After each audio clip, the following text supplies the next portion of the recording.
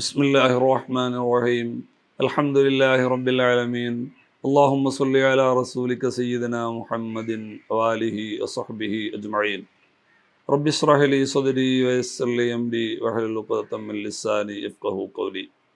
ഏറ്റവും പ്രിയമുള്ള സഹോദരങ്ങളെ, വിശ്വാസികളെ, അല്ലാഹു സുബ്ഹാനഹു വ തആല അനുഗ്രഹിച്ച യഥാർത്ഥ വിശ്വാസികളിൽ, യഥാർത്ഥ മനുഷ്യരിൽ അള്ളാഹു നമ്മെ ഉൾപ്പെടുത്തുമാറാവട്ടെ. നമ്മുടെ എല്ലാ പ്രയാസങ്ങളും അള്ളാഹു തീർത്തു തരുമാറാവട്ടെ. നമ്മുടെയും നമ്മുടെ സഹോദരങ്ങൾ, സ്നേഹിതന്മാർ, അയൽവാസികൾ, നാമുമായി ബന്ധപ്പെട്ട എല്ലാവരുടെയും എല്ലാ പ്രയാസങ്ങൾക്കും അള്ളാഹു പരിഹാരം തന്ന് നമ്മെ അനുഗ്രഹിക്കുമാറാവട്ടെ. വിശുദ്ധമായ റമളാൻ നമ്മിലൂടെ കടന്നു പോവുകയാണ്. ഈ സമയത്ത് പ്രത്യേകമായി നമ്മൾ റമളാനിൻ്റെ മഹത്വങ്ങൾ അറിഞ്ഞും പറഞ്ഞും കൊണ്ടിരിക്കുകയാണ്. ഈ സമയത്ത് അള്ളാഹുവിനോടുള്ള കടപ്പാടാണ് ഒരു മനുഷ്യന് ഏറ്റവും വലിയ കടപ്പാട്. കാരണം അത് പ്രത്യേകമായി എക്സ്പ്ലെയിൻ ചെയ്യേണ്ട ഒരു കാര്യമല്ല.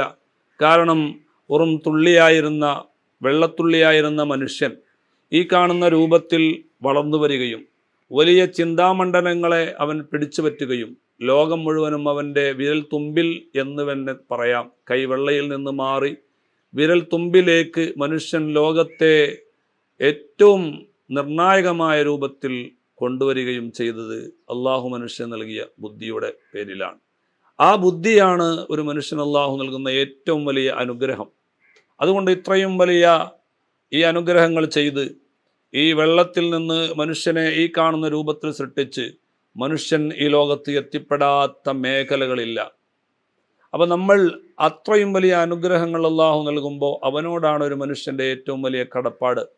ആ കടപ്പാടാണ് റബ്ബിൻ്റെ മുമ്പിൽ മനുഷ്യൻ ചെയ്യുന്ന സാഷ്ടാംഗമാകുന്ന നിസ്കാരത്തിലൂടെ, സുജൂദിലൂടെ മനുഷ്യൻ ഒരു പരിധിവരെ നിർവഹിച്ചു കൊണ്ടിരിക്കുന്നത്.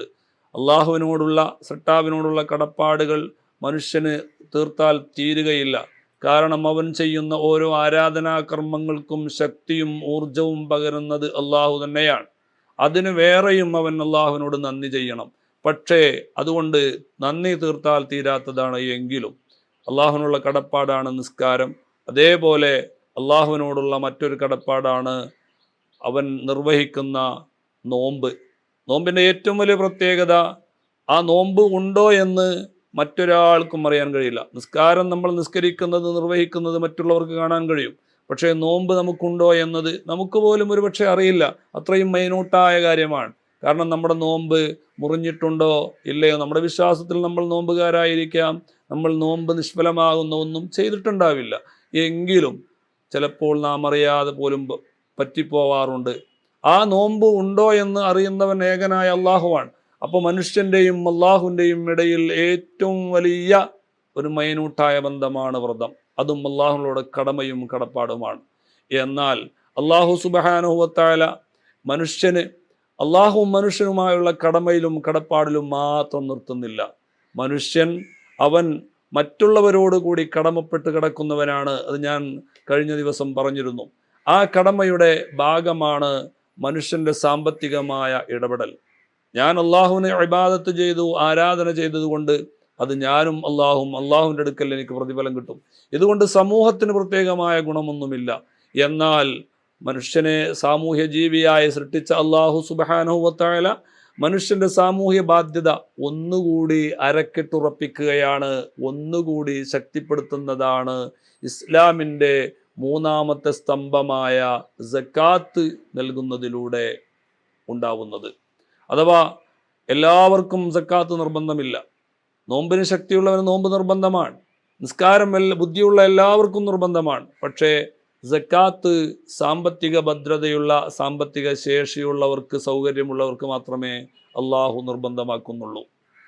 അപ്പോൾ അങ്ങനെയുള്ള ഒരു സാഹചര്യത്തിൽ സമ്പന്നനായ ഒരാൾ, അല്ലെങ്കിൽ കച്ചവടക്കാരനായ ഒരാൾ, കൃഷിക്കാരനായ ഒരാൾ, അയാളുടെ നീക്കിയിരിപ്പുള്ള ഒരാൾ, സാമ്പത്തികമായി ഭദ്രതയുള്ള ഒരാൾ, അയാളുടെ വരുമാനത്തിൽ നിന്ന്, കച്ചവടത്തിൽ നിന്ന്, കൃഷിയിൽ നിന്ന് വർഷത്തിൽ അഥവാ ഇയർലി ആയിട്ട് ഒരു തവണ അവൻ്റെ സാമൂഹ്യ ബാധ്യത തീർക്കാൻ വേണ്ടി കഷ്ടപ്പെടുന്നവൻ്റെ കഷ്ടപ്പാടിന് ഒരു ചെറിയ, അവൻ്റെ കഷ്ടപ്പെടുന്നവൻ്റെ ഒരു കണ്ണീരൊപ്പാൻ എന്ന രൂപത്തിൽ അവൻ്റെ സക്കാത്ത് കൊടുക്കൽ ഇസ്ലാം നിർബന്ധമാക്കുന്നുണ്ട്. ആ സക്കാത്ത് കൊടുക്കൽ നമ്മുടെ സാമൂഹ്യപരമായ ചുറ്റുപാട് നാം നോക്കുമ്പോൾ കഷ്ടപ്പെടുന്നവർ ഈ ലോകത്ത് ഇല്ലാതെയായിത്തീരുകയും സാമ്പത്തിക ഭദ്രത വളർന്നു വരികയും അതിലൂടെ രാജ്യത്തിൻ്റെയും സമൂഹത്തിൻ്റെയും വ്യക്തിയുടെയും എല്ലാം സാമ്പത്തികമായ ഉയർച്ച ഉണ്ടാവുകയും അതിലൂടെ രാജ്യം ഒരു വികസനത്തിലേക്ക് ഉയരുകയും ചെയ്യുന്നു എന്നതാണ് വിശുദ്ധ ദീനുൽ ഇസ്ലാം സക്കാത്ത് എന്ന സംവിധാനം മുന്നോട്ട് വെക്കുന്നതിലൂടെയുള്ള ഏറ്റവും വലിയ കാഴ്ചപ്പാട്. കാരണം ഈ ലോകത്ത് സംഭവിച്ചു കൊണ്ടിരിക്കുന്നത് മുഴുവനും സമ്പന്നൻ സമ്പത്ത് വർദ്ധിപ്പിച്ചുകൊണ്ടേയിരിക്കുകയാണ്. ആ സമ്പന്നന്റെ കീഴിൽ ജോലി ചെയ്ത് അവൻ ആ സമ്പത്ത് സ്വായത്തമാക്കാൻ കഷ്ടപ്പെടുന്ന തൊഴിലാളിക്ക് എത്രയോ വർഷക്കാലം ആ സമ്പന്നന്റെ കീഴിൽ തൊഴിൽ ചെയ്താൽ പോലും അതിൻ്റെ ഒരു 10% പോലും കടപിടിക്കാൻ അവന് കഴിയുന്നില്ല. കാരണം അവൻ വെറും ശമ്പളക്കാരൻ മാത്രമായി, തൊഴിലാളിയായി മാത്രമായി മാറുകയാണ്. എന്നാൽ ഇസ്ലാം അങ്ങനെ ഒരാളെയൊന്നും തൊഴിലാളിയായി ദരിദ്രനായി മാത്രം മാറ്റാൻ അനുവദിക്കുന്നില്ല. സമ്പന്നന് ചില അവകാശങ്ങളുണ്ട്. ആ സമ്പത്തിൻ്റെ അഴുക്ക് അത് മറ്റുള്ളവരുടെ അവകാശമാണ്. അത് സമ്പത്തിൻ്റെ അർദ്ധഭാഗമില്ല, അല്ലെങ്കിൽ 1/4 ക്വാർട്ടറില്ല. അവൻ്റെ സമ്പത്തിൻ്റെ 2.5% മാത്രമാണ് സക്കാത്ത് കൊടുക്കാൻ ഇസ്ലാം നിർദ്ദേശിക്കുന്നത്. അതും മന്ത്ലിയായി കൊടുക്കാൻ പറയുന്നില്ല, ഇയർലി ആയിട്ടാണ് വിശുദ്ധ ദീനുൽ ഇസ്ലാം സക്കാത്ത് കൊടുക്കാൻ വേണ്ടി നിർദ്ദേശിക്കുന്നത്. ഇയർലി ആയിട്ട് കൊടുക്കുമ്പോൾ അവൻ്റെ സമ്പത്ത് ഒരു വർഷത്തിൽ എത്രയാണോ വരുന്നത് അത് കണക്ക് കൂട്ടി, അതും എല്ലാ വിഷയങ്ങളുമില്ല, സ്വർണം വെള്ളി എന്ന് ലോകാടിസ്ഥാനത്തിൽ എന്നും ഫിനാൻഷ്യലായി ബേസ് ചെയ്യുന്ന 2 കാര്യമാണ് ഗോൾഡും സിൽവറും. ഈ 2 കാര്യങ്ങളിലാണ് ഇസ്ലാം പ്രധാനമായി സക്കാത്ത് നിർദ്ദേശിക്കുന്നത്. മറ്റൊന്ന്, ഈ ലോകത്ത് ഏറ്റവും വലിയ വളർച്ച പ്രാപിക്കുന്നത് ബിസിനസ്സിലൂടെയാണ്. ആഗോളതലത്തിൽ തന്നെ രാഷ്ട്രങ്ങൾ തമ്മിൽ പരസ്പരം അങ്ങോട്ടും ഇങ്ങോട്ടും ബിസിനസ്സുകൾ ചെയ്യാറുണ്ട്. ആ ബിസിനസ്സിലൂടെ രാജ്യങ്ങൾക്ക് പല നേട്ടങ്ങളും ഉണ്ടാകുന്നു. ആ ബിസിനസ് കൊണ്ട് രാജ്യങ്ങളുടെ സാമ്പത്തിക അടിത്തറ വളരുന്നു, വികസിക്കുന്നു. സാമ്പത്തികമായി പല രാജ്യങ്ങളും ഉയരുന്നു.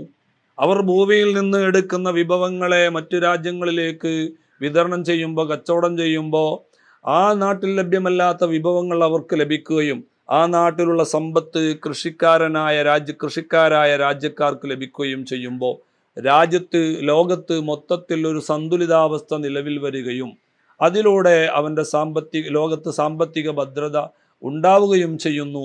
ഇതാണ് കച്ചവടം ചെയ്യുമ്പോൾ ഉണ്ടാവുന്നത്. ആ കച്ചവടം മനുഷ്യൻ്റെ സാമ്പത്തിക ഉയർച്ചയ്ക്ക് വളരെയധികം പ്രാധാന്യം നൽകുന്നുണ്ട്, വളരെയധികം ഉയർച്ച നൽകുന്നുണ്ട്. അതുകൊണ്ട് തന്നെ ആ കച്ചവടം നടത്തുമ്പോൾ അതിൻ്റെ 2.5% ഒരു മനുഷ്യൻ അവൻ്റെ കച്ചവടത്തിൻ്റെ വാർഷിക ടാലി ചെയ്തതിന് ശേഷം കണക്കെടുപ്പ് നടത്തി അവൻ സക്കാത്ത് കൊടുക്കാൻ ഇസ്ലാം നിർദ്ദേശിക്കുന്നു. ഇത് ഇസ്ലാം കേവലം ഒരു കർമ്മമായി വിടുകയല്ല ചെയ്യുന്നത്, അതും ഒരു സാമൂഹ്യപരമായി മനുഷ്യനോട് പാലിക്കേണ്ട കടമയായിട്ടാണ് സക്കാത്ത് നിർദ്ദേശിക്കുന്നത്. പക്ഷേ ആ സക്കാത്ത് അള്ളാഹുവിൻ്റെ ആജ്ഞയാണ്, കൽപ്പനയാണ്. അത് അനുഭവിക്കുന്നവൻ, ആസ്വദിക്കുന്നവൻ, അതിൻ്റെ ഗുണഭോക്താവ് മനുഷ്യനാണെങ്കിലും അതിൻ്റെ യഥാർത്ഥ ആജ്ഞ അള്ളാഹുവാണ് ആജ്ഞ നടത്തുന്നത്. അതുകൊണ്ട് അത് അള്ളാഹുവിന് ചെയ്യുന്ന ആരാധനയാണ്. ആ ആരാധനയിൽ, സക്കാത്ത് എന്ന ആരാധനയിലും മനുഷ്യൻ വീഴ്ച വരുത്തിയാൽ അള്ളാഹു സുബ്ഹാനഹു വ തആല ആ മനുഷ്യനോട് കോപിക്കുകയും അവൻ ഉണ്ടാക്കി വെച്ച ആ നിധികൾ, അവൻ ഇൻവെസ്റ്റ് ചെയ്തു വെച്ച കാര്യങ്ങളൊക്കെ പാരത്രിക ലോകത്ത് സ്വർണ്ണ അല്ലെങ്കിൽ വെള്ളിയുടെ ഫലകങ്ങളായി അള്ളാഹു സുബ്ഹാനഹു വ തആല രൂപാന്തരപ്പെടുത്തുമെന്നും അത് നരകത്തിലിട്ട് ചൂടാക്കി അവനെ അതിലിട്ട് ചുരുട്ടുമെന്നും അള്ളാഹു സുബ്ഹാനഹു വ തആല വിശുദ്ധ ഖുർആനിലൂടെ വളരെ വ്യക്തമായി പറയുന്നുണ്ട്. അത്രയും വലിയൊരു താക്കീതാണ് സക്കാത്തിൻ്റെ വിഷയത്തിൽ അള്ളാഹു നൽകുന്നത്. ഒരു വലിയ മുന്നറിയിപ്പാണത്. എന്തിനു വേണ്ടി?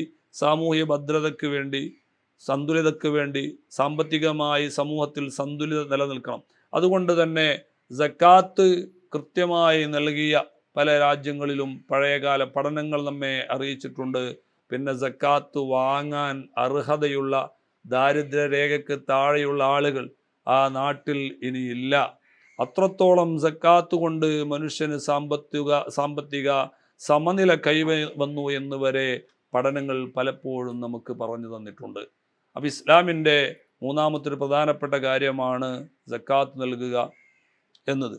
അത് ഏറ്റവും കൂടുതൽ ഫലം കിട്ടും ഈ വിശുദ്ധമായ റമദാനിൽ നൽകുമ്പോൾ എന്നതുകൊണ്ട് തന്നെ വിശ്വാസികൾ ഈ സമയത്ത് അത് കൊടുക്കാനും തയ്യാറാവാറുണ്ട്.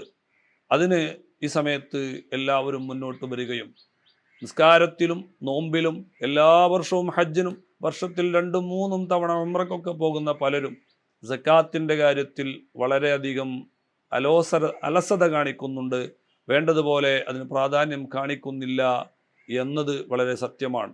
പക്ഷേ അതിൻ്റെ ഗൗരവം, അതുകൊണ്ട് പാരത്രിക വിപത്ത് എന്താണ് എന്ന് മനസ്സിലാക്കാത്തത് കൊണ്ടാണ് അവർ ആ വിഷയത്തിൽ വേണ്ടതുപോലെ ശ്രദ്ധിക്കാത്തത്. അല്ലാഹു സുബ്ഹാനഹു വ തആല അത്രയും താക്കീത് ചെയ്ത് പറയുന്നുണ്ട് വിശുദ്ധ ഖുർആനിൽ. വിശുദ്ധ ഖുർആൻ അത്രയും ശക്തമായ രൂപത്തിൽ സക്കാത്തിന് മുന്നറിയിപ്പ് നൽകുന്നുണ്ട്, അതിൻ്റെ ശിക്ഷാകാര്യങ്ങളെ. അതുകൊണ്ട് പ്രിയമുള്ള സഹോദരങ്ങളെ, നാം സന്തോഷിക്കുന്നത് പോലെ, നാം ഉടുക്കുന്നത് പോലെ, നാം ഉണ്ണുന്നത് പോലെ നമ്മുടെ ചുറ്റുപാടുമുള്ള അയൽവാസികളുണ്ട്, ബന്ധുമിത്രാദികളുണ്ട്, അശരണരുണ്ട്. അവർക്കെല്ലാവർക്കും നമ്മുടെ സഹായം എത്തണം. നമ്മൾ വലിയ വലിയ സംവിധാനങ്ങളിൽ, നല്ല നല്ല മെത്തകളിൽ, വിലപിടിപ്പുള്ള ബെഡുകളിൽ, ശീതീകരിച്ച എയർ കണ്ടീഷൻ ചെയ്യപ്പെട്ട റൂമുകളിൽ സന്തോഷത്തോടുകൂടെ അന്തിയുറങ്ങുമ്പോൾ ഒരു കിടപ്പാടമില്ലാത്തതിൻ്റെ പേരിൽ കഷ്ടപ്പെടുന്ന ആളുകൾ സമൂഹത്തിൽ ഒരുപാടുണ്ട്. മാസം കഴിയുമ്പോൾ തീരുമ്പോൾ റെൻ്റ് കൊടുക്കാൻ കഴിയാത്തതിൻ്റെ പേരിൽ എല്ലാം ഇറുക്കിയെടുത്ത് ആ വീട് വിട്ട് തെരുവിലേക്ക് ഇറങ്ങുന്ന എത്രയോ പാവപ്പെട്ടവരുണ്ട്. സ്വന്തം ഒരു കിടപ്പാടമില്ലാത്തവർ സമൂഹത്തിൽ ധാരാളമുണ്ട്. കടം കൊണ്ട് വിഷമിച്ച്, കടക്കണി മൂലം ജീവൻ തന്നെ വേണ്ട എന്ന് വെച്ച് ജീവിതത്തോട് മടുത്തല്ല, കടത്തെ ഭയപ്പെട്ടുകൊണ്ട് ആത്മഹുതിയിലേക്ക് എടുത്തു ചാടുന്ന ഒരുപാട് പാവപ്പെട്ട മനുഷ്യർ സമൂഹത്തിലുണ്ട്. അതുപോലെ ഇന്നത്തെ സാഹചര്യത്തിൽ ജീവിതശൈലി രോഗങ്ങൾ മൂർച്ഛിച്ച് അവസാനം മനുഷ്യൻ്റെ പ്രധാനപ്പെട്ട ആന്തരികാവയവങ്ങളായ കിഡ്നിക്ക് വീക്ക് സംഭവിച്ച് നിത്യവും ഡയാലിസിന് അടിമപ്പെട്ടുകൊണ്ട് ജീവിതം കഴിച്ചു കൂട്ടുന്ന ഒരുപാട് ഹതഭാഗ്യരായ, ഒരുപാട് ദരിദ്രവാസികളായ ആളുകൾ നമ്മുടെ ചുറ്റുമുണ്ട്. ഒരിക്കലും അവരെയൊന്നും കണ്ടില്ലെന്ന് നടിക്കരുതേ. ഈ വിശുദ്ധമായ മാസവും ഇസ്ലാമിൻ്റെ സമാധാനവും അതിനൊക്കെ വലിയ സന്ദേശമാവട്ടെ എന്ന് മാളിക മുകളിൽ ജീവിക്കുന്ന മന്നൻ്റെ ചുമലിലും മാറാപ്പേറ്റുന്നവൻ എന്ന് പറഞ്ഞതുപോലെ നാമൊക്കെ ഓർത്തിരിക്കണം. പറഞ്ഞ വാക്കുകളിൽ മാറ്റമുണ്ടെങ്കിലും ഇല്ലെങ്കിലും ഒരു വലിയ സന്ദേശമാണ്.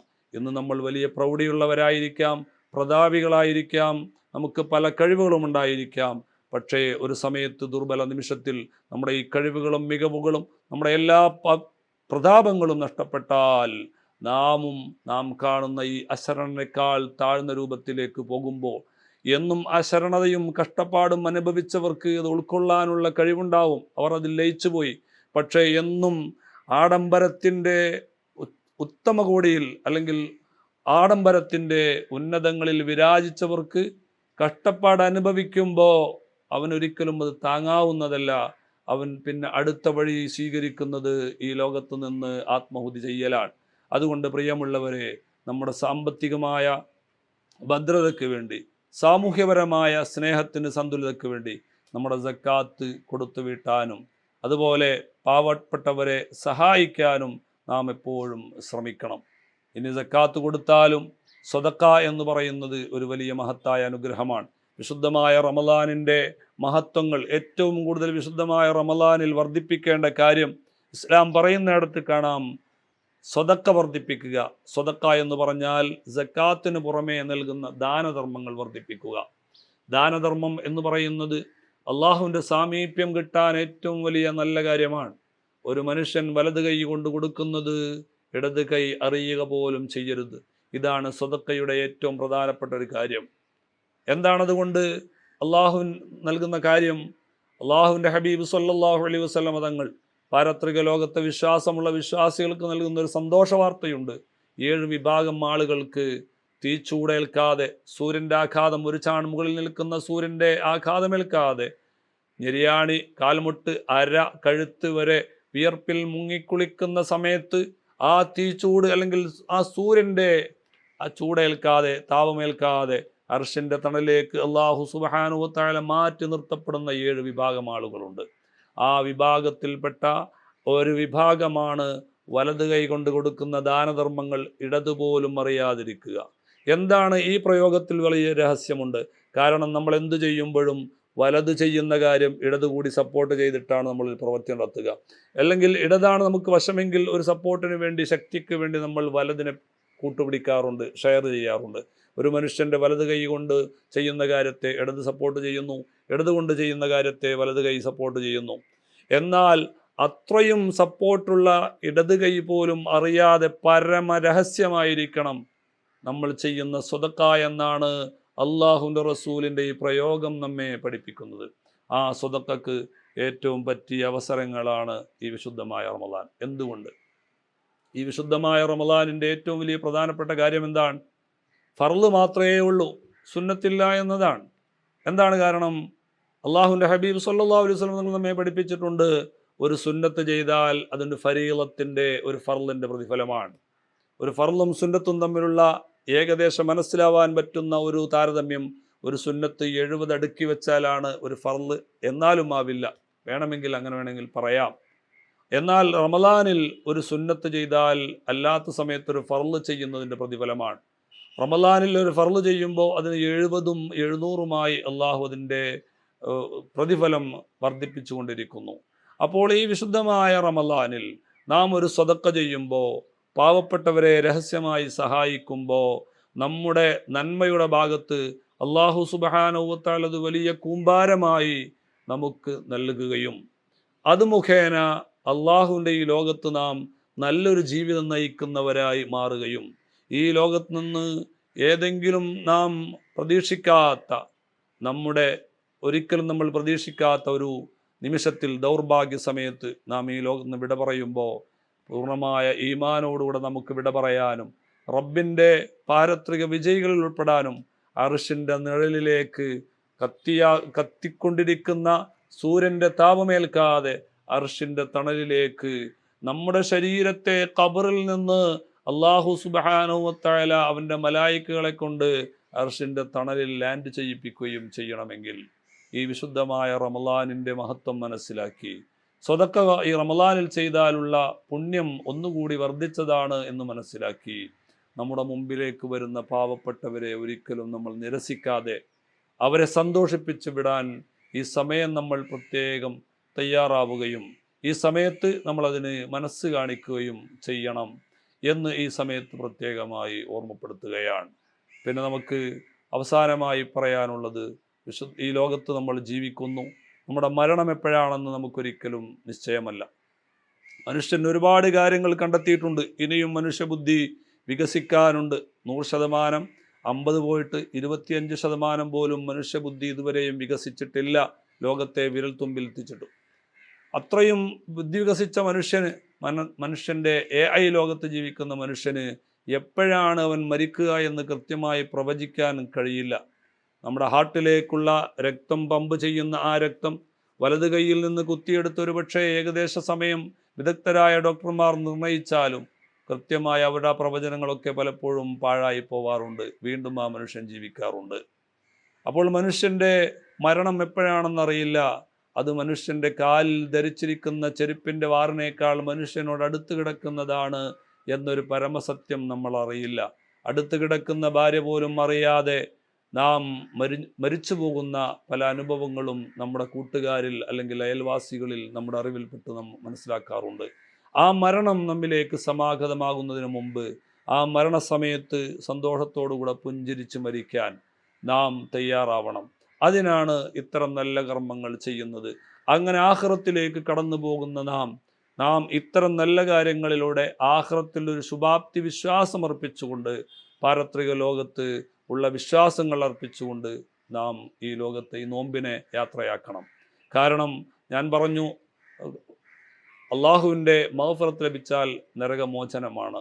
ഒരു മനുഷ്യൻ്റെ, അള്ളാഹുവിൻ്റെ ഹബീബ് സല്ലല്ലാഹു അലൈഹി വസല്ലം തങ്ങൾ നരകത്തിൻ്റെ കളറ് പറഞ്ഞു തന്നിട്ടുണ്ട്, അതിൻ്റെ ടെമ്പറേച്ചർ പറഞ്ഞു തന്നിട്ടുണ്ട്, അതിൻ്റെ മറ്റുള്ള തീവ്രതകളെല്ലാം പറഞ്ഞു തന്നിട്ടുണ്ട്. മാത്രവുമല്ല നരകാഗ്നിയുടെ ആഴം എത്രയാണെന്ന് അള്ളാഹുവിൻ്റെ ഹബീബ് പറഞ്ഞിട്ടുണ്ട്.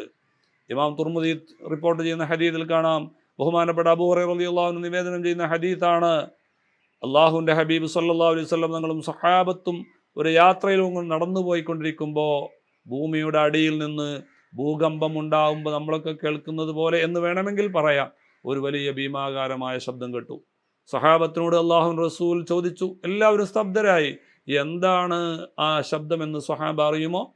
അള്ളാഹു റസൂലിനോട് സ്വഹാബത്ത് പറഞ്ഞു, അറിയില്ല നബിയെ, അള്ളാഹുനും അവൻ റസൂലിനും മാത്രമേ അറിയൂ.